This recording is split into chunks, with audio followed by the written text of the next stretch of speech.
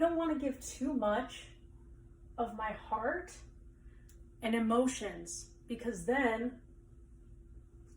fill in the blank. The walls that I have put up keep me safe, but it's hard to bond and connect. It's safer when I become invisible and quiet, because then I won't fill in the blank. I used to have walls wide open. I'm trustworthy. I'm safe. I don't judge people for the season they're in. I try to understand them. So I wrongly assumed that everybody else was. So, quick story. There was a time in my life where I struggled so much with anxiety. And what didn't help was I was in an environment that was making it worse and was literally adding gasoline to the fire. And so when people would ask me, how are you doing? I would, unfortunately, with walls wide open, share with anyone that asked. The problem was they weren't safe. Not that they were going to physically hurt me, but they weren't emotionally safe. I was met with rejection, with misunderstanding, with comments that made it worse. And it really kind of made the anxiety a whole lot harder. So for those of you who feel that it's not safe to let anybody in, I want to let you know that there are people out there that are safe. My recommendation for you is to just slowly let certain people in. People that you trust the most, give them a little bit more of information. Share a little bit more. Share a little bit of vulnerability, but not too much where if there's resistance that you're going to have issues. And for those of you who have your walls down for everybody, I want to share with you that that's not safe either. You want to really look at the people you have in your life and decide who's worthy and who's safe of being in my inner circle closest to me. And the way that I did that was I gave them a little bit of information. Here, I'm struggling with this, but it wasn't the full extent. It was something that was kind of the tippy top. And if they couldn't handle that, I automatically knew that they could not have those walls down in that area. But if they handled it well, I gave them a little bit more and a little bit more. And then some walls and some rooms came down. And it was very helpful. And, people do build walls for many reasons. And one of the reasons here is trauma. Anybody who's undergone trauma knows what I'm talking about, all right? And this is good, and this is healthy, and this is safe. Trauma happens, and we're at a state where we're not safe. And so our brains are just so smart, and they're going to do whatever it takes to keep you safe. The problem comes when the trauma no longer exists, and those mechanisms and coping mechanisms that have helped us is no longer serving us, and that's when we need to take a look and reevaluate, right?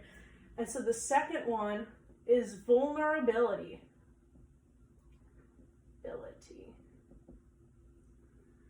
You gotta know who's safe, right? A lot of people are fearful of being vulnerable because they're afraid of getting hurt, and that's understandable.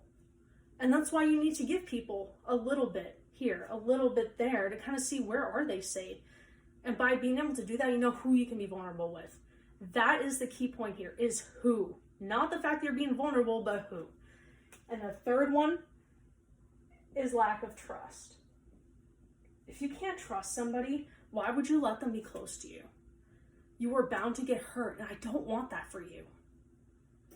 It is crucial to recognize that the walls that have kept us safe doesn't always serve a purpose anymore. The walls can actually hinder the development of authentic and meaningful relationships, which is crucial for emotional well-being. You need to know who can come in and who needs to stay out, right? And so how do we know when to have our walls up or have our walls down? We have to ask ourselves a few key questions here. The first one,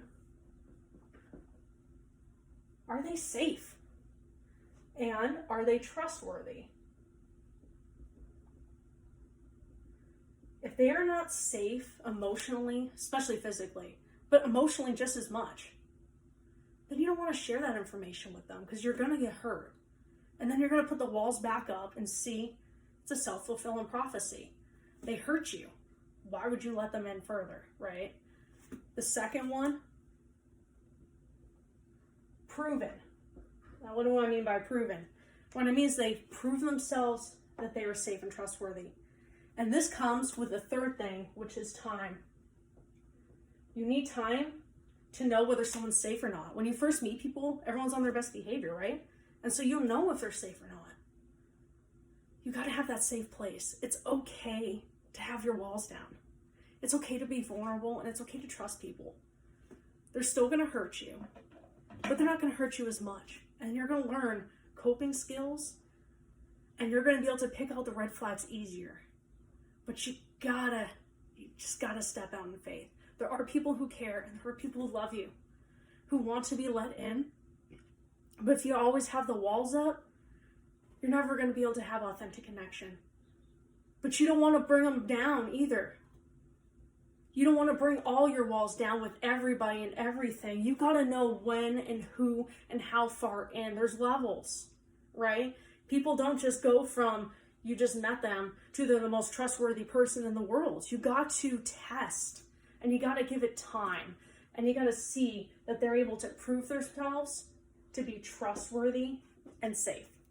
And so my first challenge for you is to let me know in the comments whether you're someone who keeps their walls up, like I always did, but with wide open doors, or down, or maybe somewhere in between. And I look forward to seeing you in the next video. Take care.